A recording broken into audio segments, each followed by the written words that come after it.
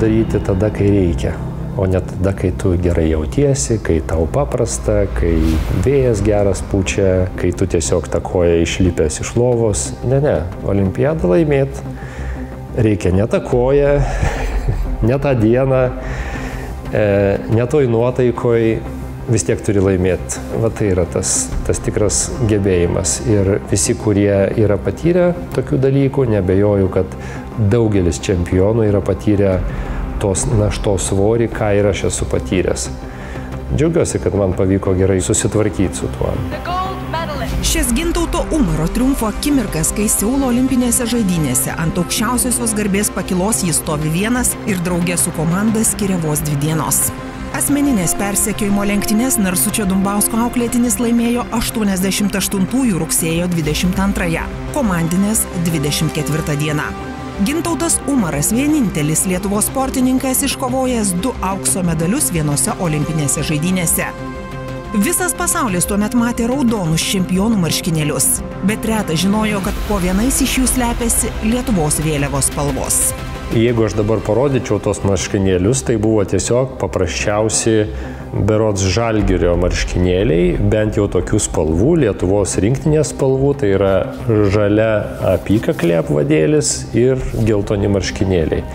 Aš tos marškinėlius nukirpau rankovės ir jie man tapo varžybiniais marškinėliais. Aš juos visada pasivilkdavau. Ir kažkurį kartą, besivilkdamas, aš taiga supratau, kad aš turiu lietuviškos trispalvės kombinaciją. Geltona, žalia ir tas raudona. Nu taip, to raudono, su juo turi paslėpti, kas yra tau prie kūno. Ir su tais marškinėliais aš ir olimpiados finalą važiavau. Tai kai mes paklausė, kodėl tu nepratęsiai, kodėl tu nepasinaudojai galimybę iškelti ir Lietuvos trispalvę olimpinėme treke. Į tą atsakymą aš jau atsakiau, bet kita vertus mes visi parvežam visas savo pergalės, visus savo pasiekimus ir geriausia, ką galim pasiekti gyvenime, parvežam namo. Tai yra Lietuva. Bet čia ir parveži viską, kas geriausia.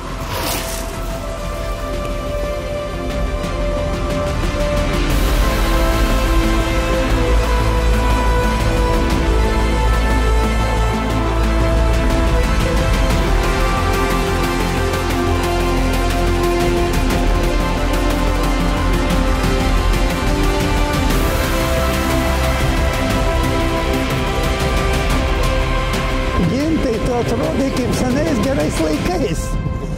Stengiamės ir jūs, treneri. Sveikas. Sveiki. Sveiki, šventėjus praėjusią. Metai laiko nebačiau. 81. Tai, kaip jūs laikotės? nu, tai žiūrėk tau dovanų. Ai, čia tos mano dovanos. Ačiū, kad Matau, dalyvauji varžybose. Taip. Tikriausiai laimėjai. Taip. Tai tau prizas. Pats prieš save. Galėsiu parodyti, viršais moku važiuoti. Ja. Tas trekas nejodavo, nors mes juodai čia padirbėdavom, bet jis nejodavo. Manau, kad Dumbauskas buvo tas tų didžiųjų pergalių įkvėpėjas, nes jisai pradėjo tą visą kelią, o Umaras, jeigu nebūtų šalia Dumbausko, aš manau, gal jis net nebūtų buvęs dviratininkas. Pažįstant Umarą, jisai ir užsiminėjo lengvąją atletiką, žaidė šachmatais, net jodinėti bandė. Jisai buvo labai toks įvairiapusis, bet kita vertus jis buvo labai logiškas žmogus. Kiekvieną žingsnį stengiasi pagrįsti protu, o ne emocijomis. Ir jisai kažkuriuo momentu sumastė, kad jis gali būti dviratininkas. Ir būti geras dviratininkas. Išprotavo, kad jisai bus dviratininkas, tai labai retas atvejis. Gintauto Umaro kelias į Olimpą prasidėjo gana vėlai, kai jaunuolių jau ėjo 16. Po poros metų paskui vyresnį brolį į dviračių sportą atėjo ir jaunėlis Mindaugas. Tėtis buvo nupirkęs man sportinį dviratį, jis labai mėgino man įtaikyti tą turistinį dviratį, kad būtų purvasargiai, bagažiniai ir storesnės padangos. Aš sakiau, ne, aš noriu to, kuris čia bus greitesnis, reiškia, kuo tikresnis sportinis dviratis. Ir mes va taip praleidom vasarą su draugais, važinėdami pasimaudyti Elektrėnus kartkartėm, 100 kilometrų. Vieno mano draugų tėtis šviesios atminties sykį tarstelėjo, sako, žinai, tu pabandyk, nueik į tuos dviračius. Dinamo draugijoje Gintautas pateko pas neseniai sportinę karjerą baigusi Vytautas Lanina. Nors treneris rinko 6-7 klasių moksleivių grupę, jis sutiko priimti ir porą metų vyresnį vaikiną. Atėjo bachūras aukštas, liesas. Reikia priimti, kodėl nepriimsi, kas ten žino. O tuo labiau, kad kaip ir labai jaunas ateina, tai jis po metų, po 2 paskui atsibosta jau. Visas sąjunginės varžybos buvo Kaune Vilniaus plente. Ir prieš finišą jisai griuvo. Mano draugo mama, medikė, dirbo greitojoj, tuo metu aptarnavo lenktynės ir aš pakliuvau pas ją į mašiną ir man ten tepė kažkokį tai to žaliųjų akmenėlį, tas žaizdas, reiškia. Jo, ir manęs tas visiškai neišgąsdino, bet griūčių pirmais metais aš turėjau daug. 13. Yra tokių, kad ten nukrito, viskai susižeidė, nes nusibruosdino ten išodą, jau mama neleidžia, jau vėl tas kas nors, ką darysi ten, nepergyvenu labai. Atsimenu, kad tiksliai esu paklausęs, ar iš manęs bent pasaulio čempionas galėtų gautis, reiškia. Bent medalį laimėti, kažką tokio esu pasakęs. Jis taip išpūtė akis, vėl pedagogiškai, gal. Tai va, jis viską man paliko, jis nieko nepažadėjo, padrasinimo labai ryškaus taip pat negavau, mes pašnekėjom kaip vyras su piemeniu, kuris norėtų būti vyru. Pagal amžių jau jam nebuvo kur trauktis, jam reikėjo greitai viską daryti. Ir jis viską greitai darė. Tai tas rezultatas toksai, kad ten nespėjai sumirksėti, jau viskas buvo, kaip ir važiavo traukinys labai greitai į priekį. Rinku į olimpinį centrą į Klaipėdą. Ir tada išvažiavom į tenai. Jis nenorėjo važiuoti tenai, bet paskui taip šiaip ne taip, bendrom jėgom, kalbėjomės. Buvo tik tai pastatytas trekas. Pradžia tik tai atgaivinimo, reikėjo surinkti žmonės, o paskui surinko tą žmonės, pradėjom trekę važiuoti. Patys mes irgi, nei Dumbauskas nebuvo trekę važiavęs, nei aš nebuvau važiavęs ir visi kiti ten nebuvo važiavę. Visiems pirmas kartas buvo tenai. Aš atsimenu pirmą kartą, kai pamačiau Dumbauską. Atvažiuojame į treką, atvažiuojame iš Kauno ir mes pataikom tiesiai į susirinkimą.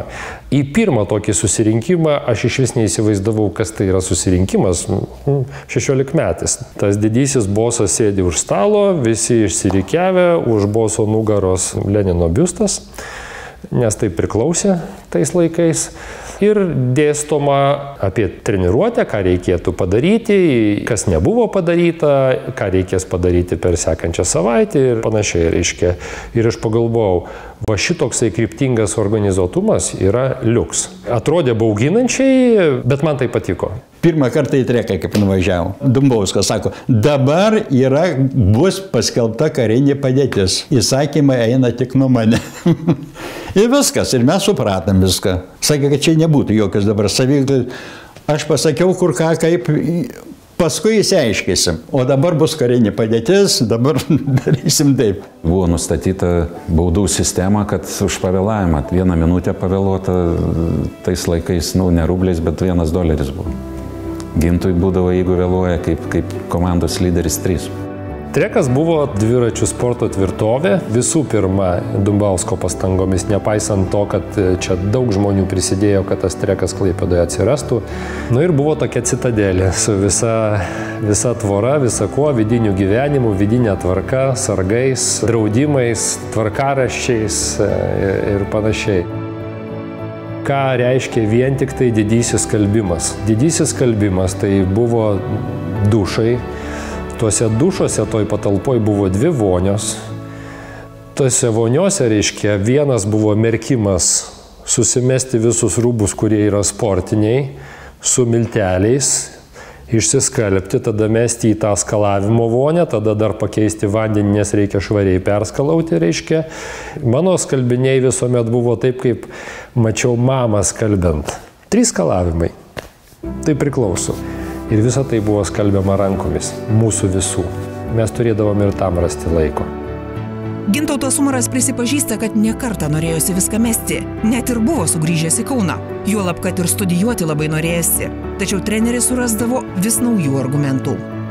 Neturiu savo gyvenime kito tokio pavyzdžio, suprasdamas, kad tau su žmogumi yra sudėtinga sutarti ne dėl pasaulėžiūros dalykų, bet dėl kai kurių metodinių niuansų arba psichologijos, tiesiog psichologijos, kur atrodytų, kad bet kuriam darbe jūs tiesiog trenkia durim, kumštis į stalą, pareiškimas ant stalo ir viskas baigėsi.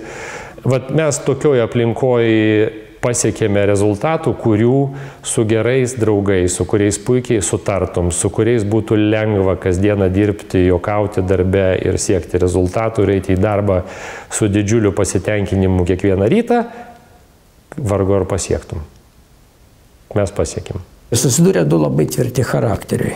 Ir iš to dviejų tvirtų charakterių įsilydė kažkoks kietas labai metalas. Nes jeigu kitaip, tai matyt būtų vienas arba kitas neišlaikęs. Kaip sakoma, Dumbauskas protingam žmogui galėdavo valandas aiškinti, kodėl reikia būtent taip daryti, o kvailesniam tai spūtė miglą akis ir labai daug pripūsdavo ir tas irgi suprasdavo, ką reikia daryti. Jie protaudavo. Dviratininkais turi ne tik tai, reiškia, jėgos turėti kojose, ten raumenis, kaip sakant, dirbti, bet turi labai dirbti ir galva. Ir kadangi Dumbausko galva dirbo kietai ir jis savo žinias perdavo tiems sportininkams, ir sportininkai irgi protaudavo. Pasirinkom specializaciją Treike. Plente buvo per didelė gal konkurencija. Ne tai, kad Lietuvos, bet sąjungos mastu mes tada galvojom, tai kitaip Dumbauskas galvojo. Niekas netikėjo, ir federacija mūsų netikėjo tenai. Čia sakė, pasišakos ir numirs greitai. Bet mes didelį darbą padarėme. Ir mes nuo rudens pradėjom ruošti sąjunginį moksleivių spartakiadai. Kartu su visais kitais jau sukomplektuotais komandos nariais.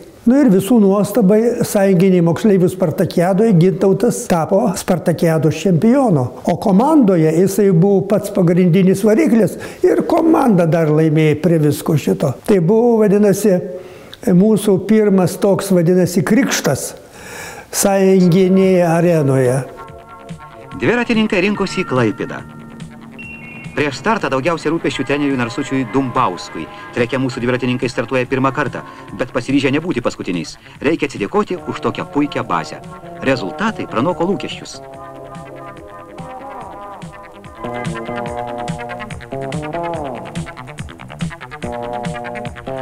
Štai šaunioji ketveriukė 4 kilometrų persekiojimo lenktynių nugalėtoja. Kai prasidėdavo mūsų sezonas? Asmeninių maždaug 2 valandų pokalbių apie metinį planą, ką mes darysim. Dumbauskas ant stalo turėdavo metinį kalendorių su suskaičiuotom savaitiniam krūvio valandomis, suminiais krūviais per mėnesį, tam tikrais užvedimais į tam tikrus pikus, kurie reikalingi pasiekti tam, kad laimėtum vienas ar kitas varžybas. Su tokiu planu ramiai išeidavo iš to kabineto ir tu turėjai planą metams. Ir su tokiu planu man buvo nepaprastai lengva ištverti bet ką. Lyja, šalta, nesinori keltis, tu prastai šiandien jautiesi, tu esi pavargęs. Visa tai yra niekis, todėl kad tu turi tikslą.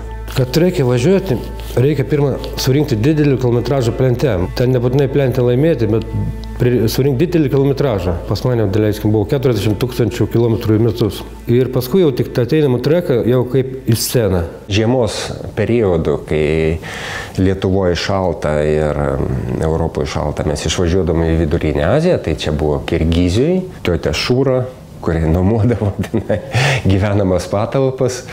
Žmonės turbūt dabar negalėtų įsivaizduoti, kad taip galima tokiom sąlygom siekti rezultatų aukščiausio lygio. Maža patalpa, kur 5 lovos ir tik tai vos praeini tarp lovų. Daugiau nieko, nei spintų, nieko, sienos.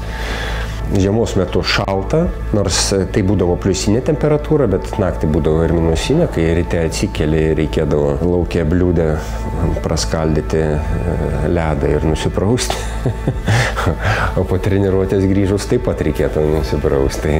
Arba šaltų vandeniu, o karšto vandens turėdavom tik tai savaitį 3 kart, kūrendavom pirtelę, pastatė šūrą vadinamą, tai vat kubilas vandens prikaisdavo, mūsų kiek ten stovykloje būdavo 10-15 žmonių, su to vienu kubilu nusipraust visiems. O paskui vėl alinančios treniruotės. Nors ir aukštikalnėse, bet su kaukėm ant veidų ir vandens prileistomis dviračių padangomis.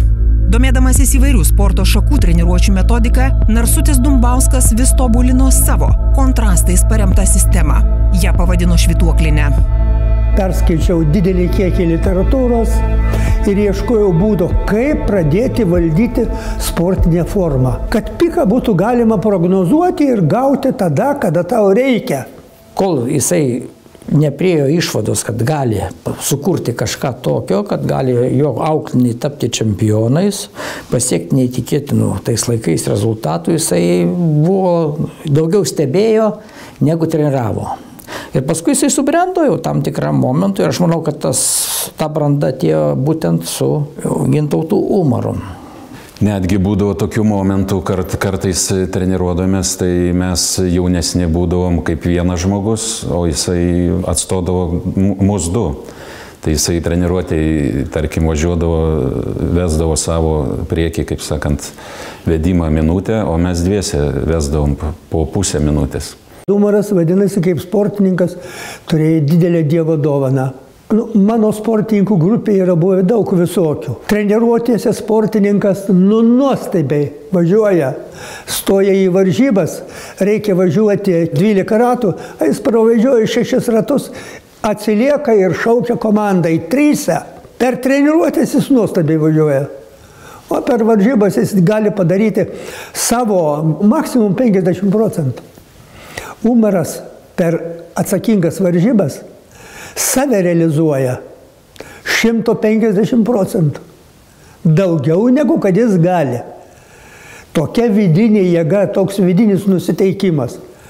Kaip prasidėjo pergalės jo treke, tada jau buvo matyti, kad tikrai iš Ginto išeis didelis sportininkas, kadangi jo tas nusiteikimas lenktynėm buvo, fenomenalus, sakykim taip. Mano, daleiskim, buvo charakteris toksai, aš turiu su visais pasišnekėti prieš startą, mano grupinės lenktynės, aš turiu su visais bendrauti, kalbėtis, o Gintas būdavo užsidaro savyje ir jisai turbūt tos 4 kilometrus savo, jis tiesiog palei metrą permąstydavo, net mes neidavom prie jo, jeigu būdavo svarbesni startai, tai su juo tik tai bendraudavo treneris. Ir to būdavo toks laikotarpis, kad treneris net neidavo prie jo. Jo susikaupimas, tas jo atsidavimas, tam, aišku, jisai dirbo labai daug, paskui jau kaip pamatė, kai jisai gali visus, kaip pasakyti, paminti po kojam. Aš manau, kad jo charakteris toks ir buvo, kad jis atrodo tylus, bet savo vidu jisai turėjo tą ugnelę, kuri, čempioniška, sakykim taip, čempioniška ugnelė. Gintas siela. Jis buvo komandos siela. Gintas visada mūsų komandoje startuodavo pirmoji pozicijoje, kuri yra sunkiausia. Jis turi įbėgėti komandą ir jis dar pravesdavo ratą, ne po pusę rato, o ratą. Nors prieš tai būdavo kovėsis dėl individualinių lenktynių nugalėtojo. Tai ypatingai sudėtinga. Ir jis tą sielą išliko ir po to. Man buvo Gintas autoritetas, nes Gintas rezultatais jisai buvo stipresnis ir tiek individualinėse lenktynėse man prieš Gintą būdavo sudėtinga laimėti. Kitokiose rungtyse, kaip grupinės lenktynės, buvom kaip gal ir konkurentai. Komandinėse lenktynėse mes buvom kolegos ir buvom draugai, nes tik 4 kartu sudėjus mes galėdavom pasiekti rezultatą, galutinį rezultatą. Dėka Narsučio būdavo komanda sudėliota taip, kad mes parodytum geriausią rezultatą ir mūsų rezultatai pergalingi. Dėka Ginto, Vašiulos, dėka Špundavo, dėka Lupeikio, dėka Mindaugo Umaro. Mes visi praėjom ir mes buvom kaip viena komanda ir mes tam ruošiamės, nes tai buvo komandinė pergalė. Vienas lauke ne karys, o tuo labiau komandinėse lenktynėse. Kai laimėjom sąjungų čempionatą per televiziją, mane rodė, nes Gintas nenorėjo kalbėti kažkodėl, tai Kasputis irgi Lasė ne, o mane parodė, aš pasakiau, komandai tai kai gyvas organizmas.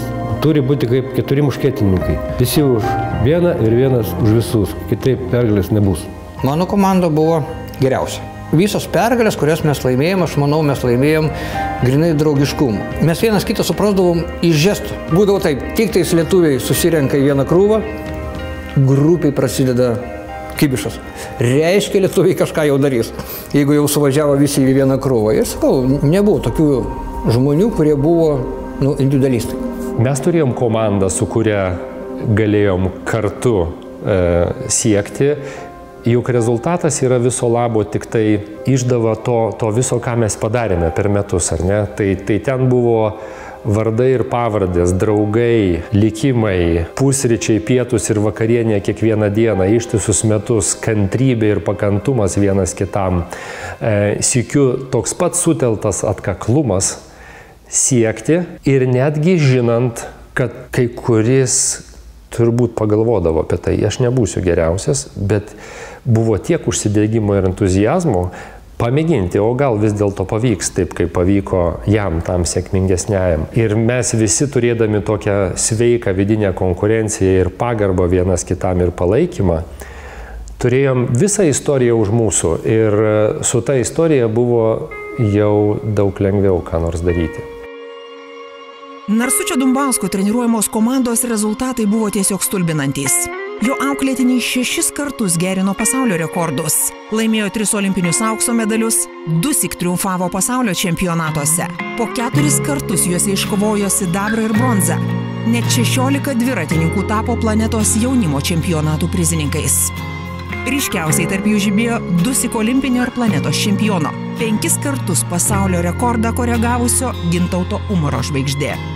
Šturmuoti olimpinės aukštumas jis buvo pasirengęs dar 1984-aisiais, tačiau sportinės ambicijas teko atidėti dar 4 metams. Varžybų išvakarėse paaiškėjo, kad Sovietų sąjunga boikotuoja olimpinės žaidynės ir dviratininkams ratus teks sukti ne Los Andželo, o Maskvos treke. Nors Gintautas Umaras juose nugalėjo, medalis džiaugsmo suteikė nedaug.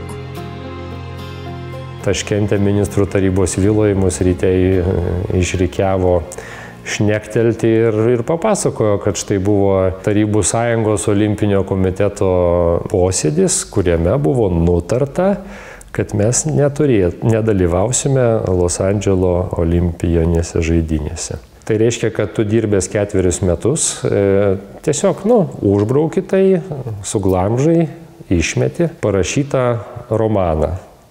Tolstojus per tiek laiko rašydavo minimum romaną, kiek atsimenu. Tu jį išmeti, tu jo nepublikuoji.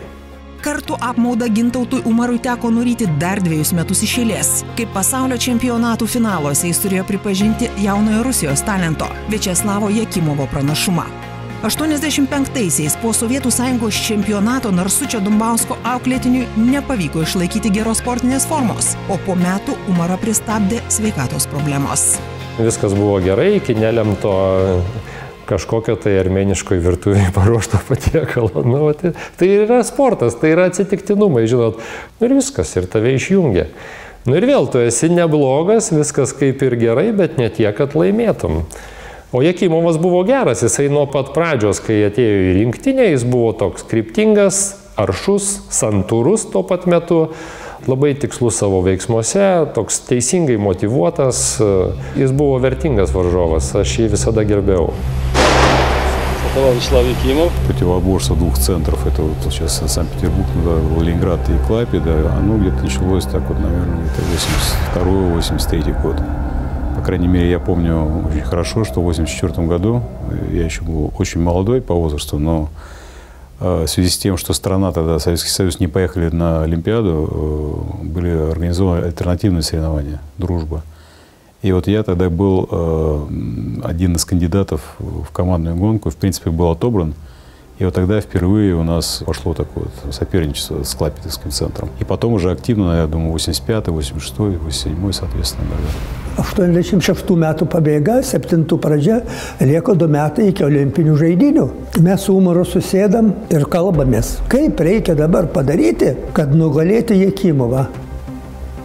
Ir sutarėm, kad mes pradėsim ruoštis pagal savo programą, bet tam ruošėmės iš anksto. Padidinsim pavarą, niekur nerodysim jokio pasipriešinimo Jakimovui, kad jisai ir treneris Kuznecovas būtų užtikrinti, kad jiems viskas gerai sekasi, kad nieko, vadinasi, нереке кейст, Якимов степряусас. Я понимал прекрасно, что единственный камень преткновения, который у меня на моем пути может быть, это, ну, в преследовании, да, это Гинтес, Умарас. Другие как-то, ну, ребята были далеко от нас, но в плане именно спортивных результатов. То есть мы первые, кто разменял результаты 4:30, например. И потом долго еще страна, точнее в мире не меняли это время. Мы первые, которые проехали 4:25.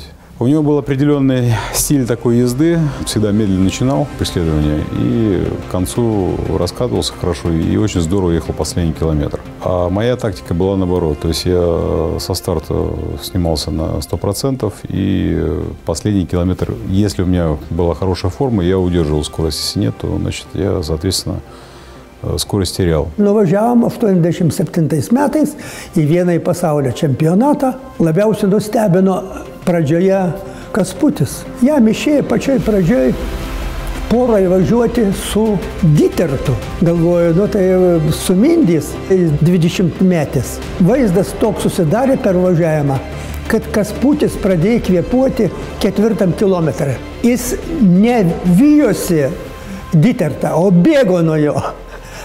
Ir gavosi taip, kad Ditertas sušilo, bet Kaspučio nepavijo. Kasputis padarė visų laikų savo geriausią rezultatą. 4:28, tai yra tiek, kiek visą laiką padarydavo ir Gintautas, ir Jakimovas. Trenerio buvo taktika tokia, kad mes su Gintu susitiktumėm pusfinalyje.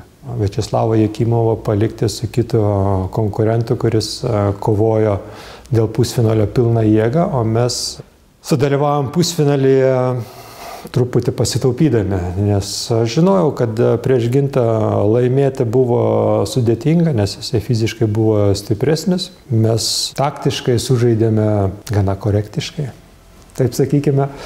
Ir susitikome finale, Gintas susitiko su Viačeslavu Jakimovu, o aš susitikau irgi su Viačeslavo Jakimovu konkurentų, kurie jau buvo šilti ir tiek Gintas, tiek aš mes laimėjom prieš savo konkurentus. Ir visa pakyla yra sovietinė, visa raudona. Ant pakylos Artūras Kasputis, tuomet jam buvo 20. Dar vienas 20-metis, kuris remia tave alkūnę. Gerąją prasme, dabar mes turime reitingus, kvalifikacinės normas ir jeigu šalyje yra daug gerų sportininkų, tai jie visi 3 ar ten netgi 4, reiškia, dalyvaus olimpinėse žaidynėse. Tuomet buvo kvota 1 nuo šalies. Taškas. Tu turi būti pirmas iš to trejetuko, kuris stovi ant pakylos pasaulio čempionate likus metams iki olimpinių žaidynių. Artėjant Seului buvo tokia situacija, kada mums buvo aišku, kurį iš jų pastatys į komandą, individualiai vieną galėjo, tas taps olimpiniu čempionu. Suprantama visiems, kokia buvo situacija. Mes sutarėm su Umaru. Pagrindinis startas yra TSRS čempionatas. Laimėsi, važiuoji. Nelaimėsi, jeigu ruošiasi olimpiadai, o praloši TSRS čempionatą, vadinasi, nieko. Reikia viską padaryti, kad tavo sportinę formą pakelti į tokį lygį, kad tu važiuotum su dideliu pranašumu. Он был очень опытный, он постарше меня был. Он знал четко, как готовиться вот к самым важным стартам. Если, допустим, зимой я там мог выйти и обогнать его на круг, то он не спешил. Да? Он понимал, что у нас есть там майские соревнования, которые очень важные, потом у нас есть лето, где, в принципе, уже отбираюсь на чемпионаты мира или там, вот, в частности, на Олимпийские игры. И он всегда знал свое время, он всегда знал, в какое время года или к какому времени года лучше подготовиться, поэтому помимо его тренера, он, я думаю, сам себя еще очень сильно тренировал в голове. Вот. И, ну, это тоже был свой, так сказать, опыт или, там, скажем так, свое такое отношение. А у меня, наоборот, у меня задача была, чем больше стартов, тем я лучше ехал летом в ответственный период. И у меня как бы, ну, такая была, скажем, устойчивость другая, физическая устойчивость. Atrankinėse varžybose finalas Maskvoje rugpjūčio pabaigoje, likus mėnesių iki olimpiados. Išvakarėse išvažiavęs į pasivažinėjimą, tokį lengvą 1,5 valandos treniruotę. Aš darydavau tam tikrų psichologinių triukų, kurie susiję su energijos kaupimu organizme. Tai aš toj treniruotėje jaučiausi taip, kad mano savijauta gerėjo diena iš dienos, buvo persekiojimo lenktynės išdėstytos per 5 važiavimus, tai yra 3 dienos, finalo išvakarėse. Aš išvažiuoju ir jaučiu, kad jeigu aš spustelsiu dviračio pedalus, tai nulaušiu švaistiklius. Buvo tokia jėga ir aš tą treniruotę važiuodamas galvojau, žinai, turi būti priešingoj pusėje treko antžmogis, kad aš jo nesugebėčiau sutvarkyti. Aš buvau visiškai tikras. Savo savijautą. TSR čempionate Maskvoje finale sustinka Umaras Jekimovas, treke įtampa tokia, pilnas trekas žiūrovų, ko niekada seniau nebūdavo. Visi laukia, kaip čia dabar bus, kuris važiuos į olimpinės žaidynės. Umaras jau nuo 4. rato perėmė iniciatyvą, ko jis niekada seniau nedarydavo. Aš net pats nustebau, jis atvažiuoja ratą 21,9. Jisai taip ryžtingai nusiteikęs, įgavo tokį pranašumą, kad tikrąją tą žodžio prasme ir Jekimovui, ir Kuznecovui buvo pateikta tikrąją to žodžio prasme dovanėlė. Nu ir po to tik, visi treke tribūnose nuslūgo. Klausimai skaitykit, kad jis įsprendė. Umaras važiuoja į Олимпийные žaidynės. Помню этот момент. Для меня это была такая определенная драма. Почему? Я понимал, что мы сильнейшие с ним в мире, то есть близко никого не было к нам в конкурентах. И проиграв ему чемпионат страны, я понимал, что я проиграл, в общем-то, Олимпийские игры. Pralaimėjęs asmeninės lenktynės, Maskvoje Viačeslavas Jekimovas turėjo susitaikyti su dar viena nesėkme. Tuometinio Leningrado dviratininkai komandinėse lenktynėse liko tik 3.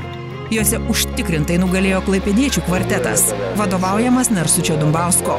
Tai reiškia, kad Seulo olimpinėse žaidynėse lietuvis tampa šios rungties treneriu ir turi teisę pasirinkti dviratininkus. Tačiau ne viskas vyko taip, kaip buvo žadėta. Vyriausiasis Sovietų Sąjungos dviračių rinktinės treneris Aleksandras Kuznecovas net į stovyklą Viačeslavo Jekimovo ir Dmitrijaus Neliubino neišleido. Mes iš karto po Tarybų Sąjungos čempionato išvažiavome į Vladivostoką ir Vladivostokas mums vos nesugriovė visų planų. Treko nėra, atkarpą išasfaltavo gero kelio, kur galim treniruotis, o jeigu iš jo išvažiuojam, te duobė ant duobės. Žodžiu, normalių treniruočių nėra. Kuznecovas, vadinasi, pasiėmė savo 2 dviratininkus ir atskirai. Neduoda jisai. Nors mane jis pats paskelbė, kad tu treneris pagal atrankos sistemą, bet jis neduoda. Gintautas Umaras atviras. Olimpinėse žaidynėse fiziškai jis nesijautė taip gerai kaip Sovietų Sąjungos čempionate. Slėgė ir psichologinė našta. Varžyboms dar neprasidėjus, visi jau kabino medalį ant kaklo. Ne bet kokį, bet aukščiausios prabos. Наш Гинтаутас Умарас, двукратный чемпион мира. Гинтаутас Умарас, как вы понимаете, по национальности не русский, хотя нас просто здесь, многих советских людей, называют этим прилагательным «русский». Гинтаутас Умарас из Литвы, он из Клайпеды, воспитанник знаменитого уже теперь на весь мир Клайпедского центра олимпийской подготовки. Тренирует его, как я уже сказал, Нарсутис Думбаусkas, заслуженный тренер СССР. Aš labai tvirtai žinojau, kada man reikia įsijungti, kada aš turiu pradėti gniuždyti savo varžovą. Lygiai taip pat aš važiuodavau ir prieš Jekimovą. Jisai mėgo aštrų startą, Dinvuts irgi mėgo aštrų startą ir jie mėgindavo įgyti gerą pranašumą. Ir mano uždavinys buvo jau 3-4 rate iš 12 parodyti, kad jų pranašumas pradeda tirpti, o tai reiškia, kad tu įvedi panikos efektą į jų kūną. Tai yra, jų hormoninė sistema turi išmesti baimės, panikos. Vat jums ir psichologija. Aš tiesiog tai dariau.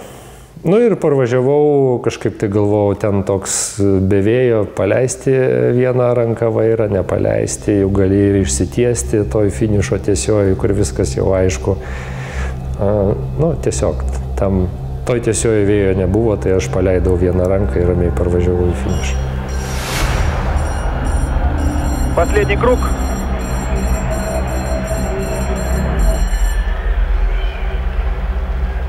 Вы знаете, победы есть разные.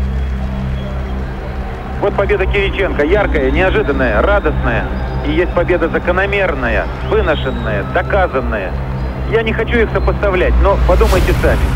И как прекрасно финиширует Umaras. Ta pergalė man buvo neįtikėtinai kasdieniška. Aš tada pagalvojau, pravažiavom, nusėmiau šalmą, atidaviau, praredėjau dar antrą ratą, tada sustojau, persirengiau. Berods buvo iš karto apdovanojimo ceremonija, tada iš karto nuėjau į doping kontrolę ir galvojau, kad reikia kažką tai tinkamai pavalgyti ir eiti išsimiegoti. Viskas. Džiūgauti nebuvo kada, nes jau kitą dieną naujojo olimpinio čempiono laukė komandinės persekiojimo lenktynės. Narsučio Dumbausko ekipoje dar 2 lietuviai – Gintauto brolis Mindaugas ir Artūras Kasputis, bei 2 rusai – Jekimovas ir Neliubinas. Prie starto linijos kaskart stoja tik 4 iš 5. Tam, kad gautum medalį, reikia dalyvauti bent 2 važiavimuose. Mindaugas Umaras įtraukiamas į komandos sudėtį tik ketvirtfinalyje. Pusfinalio ir finalo dieną nuėjau į valgyklą pusryčiauju ir nekreipiau į nieką dėmesį. Viskas vadinasi galvoj, neegzistuoja pasaulis. Yra tik vadinasi mūsų, vadinasi tie visi planai ir ar pavyks vykdyti, ar nepavyks.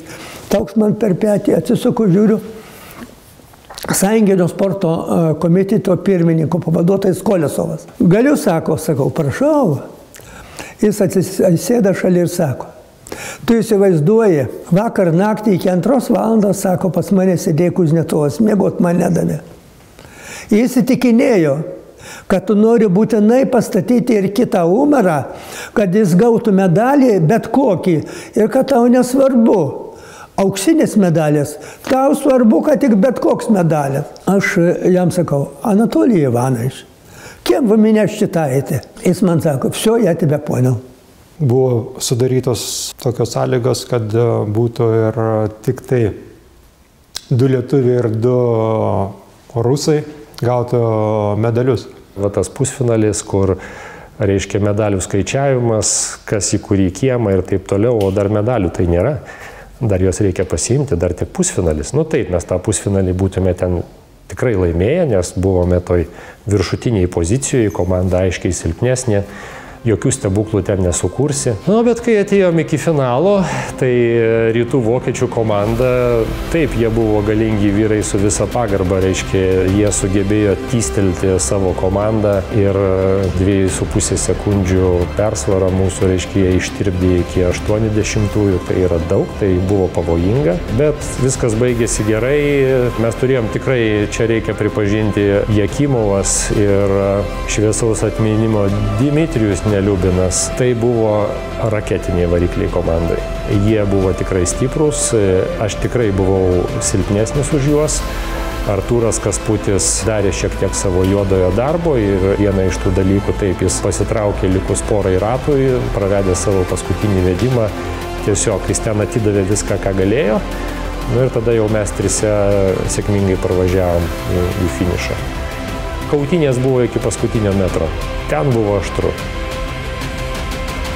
Aš džiaugiausi, kad komanda laimėjo, kad brolis laimėjo, kad Artūras laimėjo, o kažkaip tai, kad aš tenai mane leis, neleis, nu, aš tuo metu gal buvau jaunas, gal naivus buvau ir nu, man kažkaip tai tas nebuvo taip jau baisiai skaudu.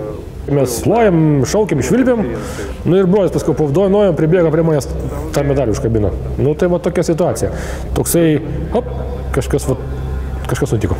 Gal net neįmanoma normaliai papasakoti. Brolis, sakoma, čia ir tavo dalis yra.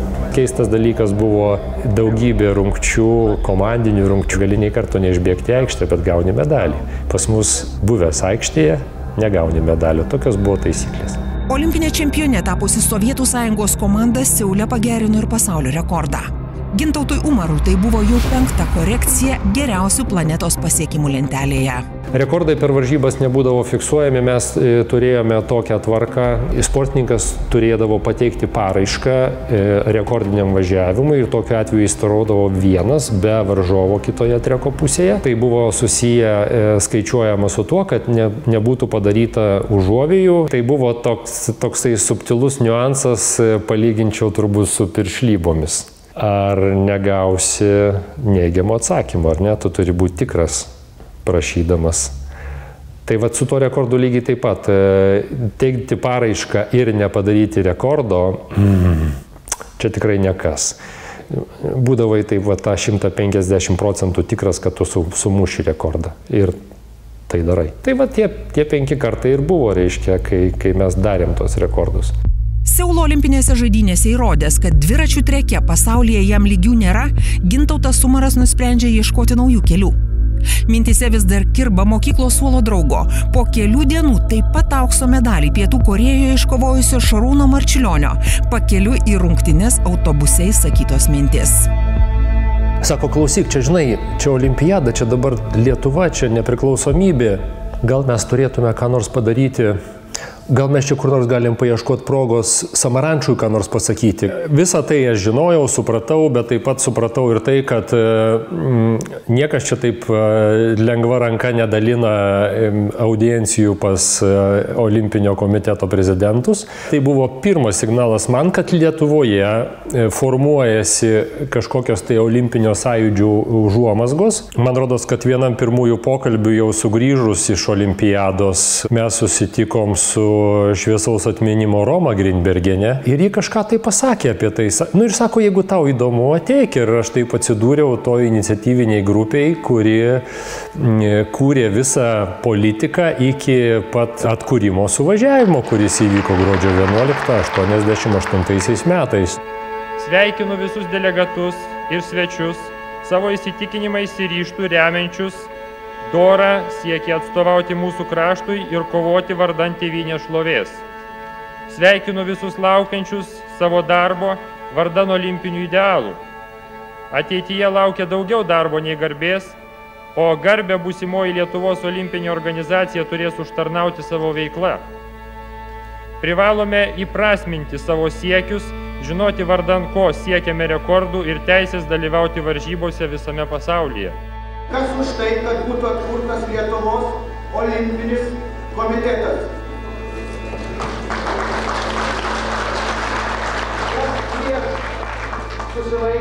Tam kolektyve buvo nuostabu dirbti. Ir tai buvo vienas iš gerųjų mano gyvenimo prisiminimų. Mes jausdami savo tvirtą įsitikinimą ir pareigą pasinaudoti galimybę. Mes kūrėme ir pamosavom tą vėliavą kartu su Šarūnu ant scenos profsąjungų rūmuose. Gintautas Umaras buvo išrinktas Lietuvos tautinio olimpinio komiteto viceprezidentu.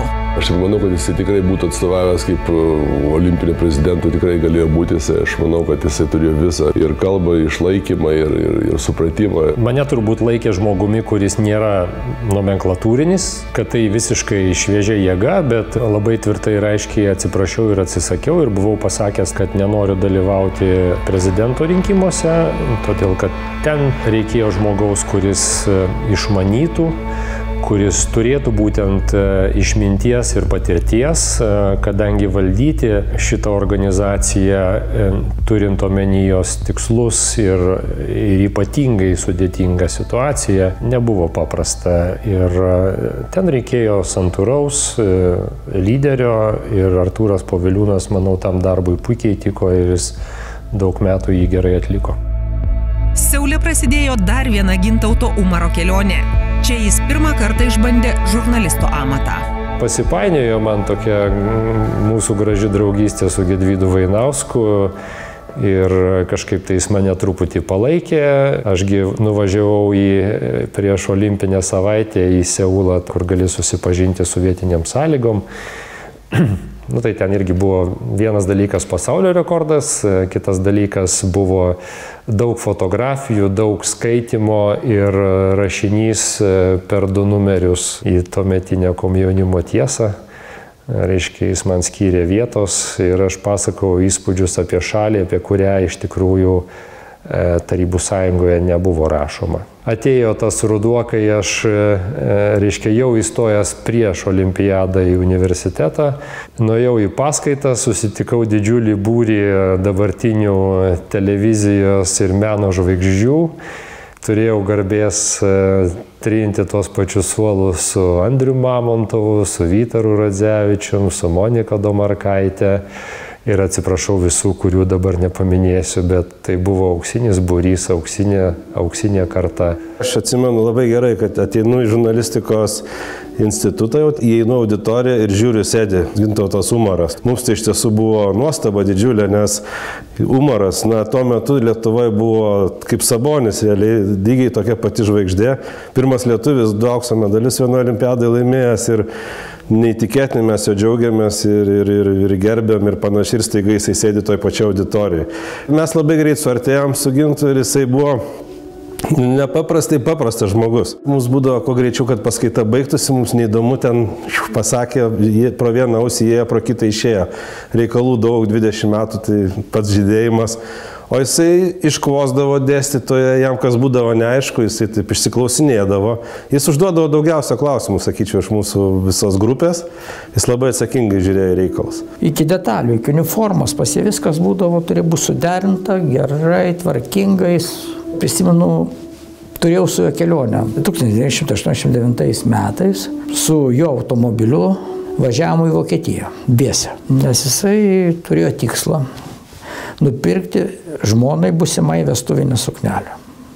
Ir mes sukūrėm tiek kilometrų, atsimenu. Ir Veimare, jo manimo, radom pačią tinkamiausią suknelę. Apvažiavom daug miestų. Ne žmona įsirinko vestuvinę suknelę, jis jie išrinko. Aš lygiai tokio pačio charakterio kaip tėtis. Mes kartais tą turim tokį susidūrimą abudu, nes abudu esam nelinkę nusileisti ir abu galvojam, kad mano tiesa yra tiesesnė negu oponento. Taip, kartais jisai leidžiasi į kompromisus, jeigu tu jam sugebi įrodyti, kad tavo ta tiesa tikrai tiesesnė, bet tu turi tą argumentuoti, emocijom jo nepapirks. Justina, vyriausioji Gintauto Umaro duktė, iki pusės metų augo Jungtinėse Amerikos valstijose, kur olimpinis čempionas dar mėgino tęsti sportinę karjerą. Sūnaus Jono šeima susilaukė jau Lietuvoje. Po lemtingojo Seulo atsiradus galimybė lenktyniauti su profesionalais ir gauti gerokai didesnį atlygį, Umaras išvyko į Italiją, Alfa Lium komanda. Po metų išvažiavo dar toliau į Jungtinės Amerikos valstijas. Bet likti už Atlanto pinigai jo nesuviliojo. 90-ieji metai, rugpjūčio mėnuo, gyvenam Boulderyje, Kolorade, šalia gražaus Denverio. Gal ne tokio gražaus, bet vis tiek. Dinastija ten filmavo. Važiuoju per prerijas, sekmadienio popietė, 150 km treniruotė. Darau tam tikrus pratimus, pats savo vienas. Ir mane persmelkė mintis, ką aš čia darau. Man 27 metai. Gyvenimas Lietuvoje keičiasi. Ar aš turiu užgaišti sportą? Man jis tapo neįdomus tą akimirką. Aš supratau, kad tai man neįdomu, o jeigu sportas tau neįdomus, tu nieko niekad nepasieksi. Mes iš puikių buitinių sąlygų gyvendami Jungtinėse valstijose atvažiavome į 90 metų lapkričio Lietuvą, ir viską reikėjo sukurti. Tai pirmas dalykas buvo šaldytuvas, antras dalykas buvo skalbimo mašina, visa tai buvo iš kažkur tai kažkaip, tai ten atsirado Siemens. Ir tada buitis pagerėjo. Pamėginau grįžti ir į žurnalistiką, studijuoti toliau ir, kažkaip tai katedros vedėjas mane taip apramino, kad tu gal čia neskubėk, tu ateik tų savo sesijų išsilaikyti pagal grafiką, kuris standartinis visiems studentam, o tai buvo 90 metų ruduo, tai visas virsmas Lietuvoje, dukra pusės metų ant rankų, šeima. Ir aš pagalvojau, kad aš eisiu kažkokiu tai kitu keliu. Profesionalaus sporto mūsų gyvenime buvo labai mažai.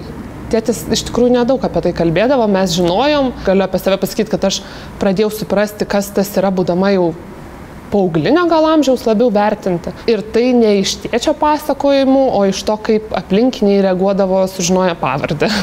Ir iš karto klausdavo, ar tu kaip nors susijus su umarais. Tas profesionalus sportas buvo toks biški kaip mitas turbūt šeimoje. Kažkokia praeitis, apie kuri buvo iki mūsų su broliu. Tačiau dviračiai Umarų šeimoje liko. Olimpinis čempionas buvo išrinktas Lietuvos dviračių sporto federacijos prezidentu. Ir čia neužsibuvo. Po vienos kadencijos atsakingą postą užleido verslininkui Antanui Bosui.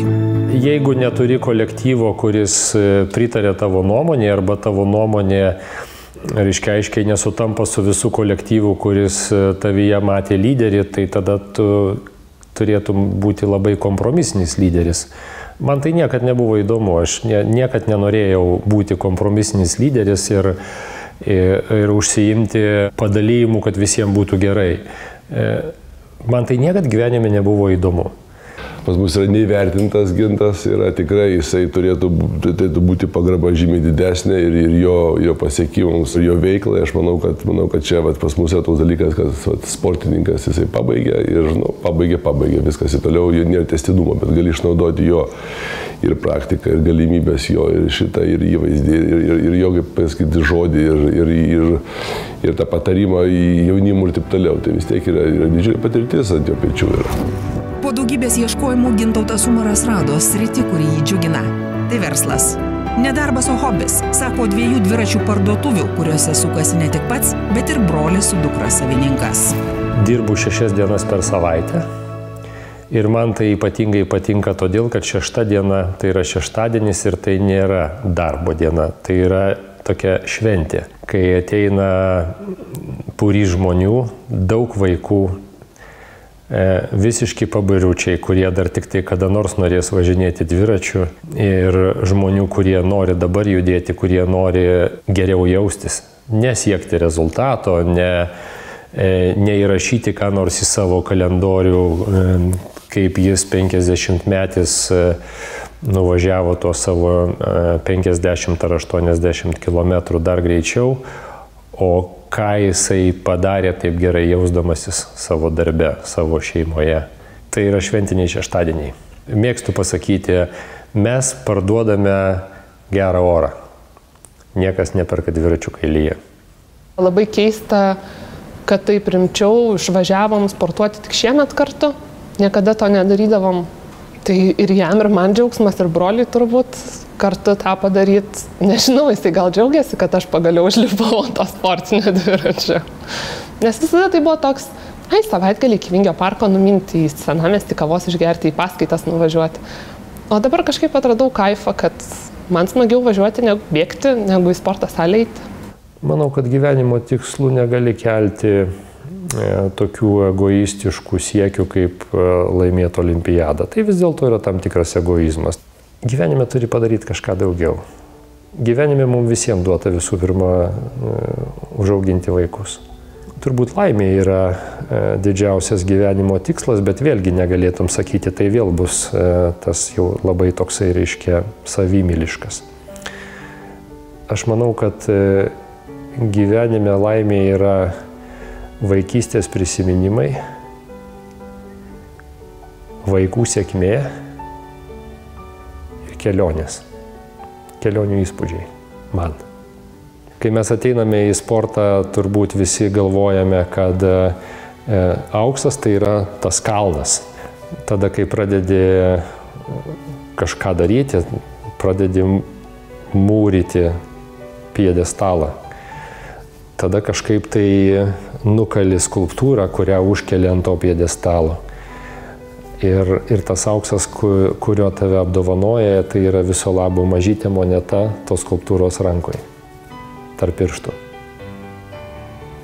Tai yra mažas niekutis. Ir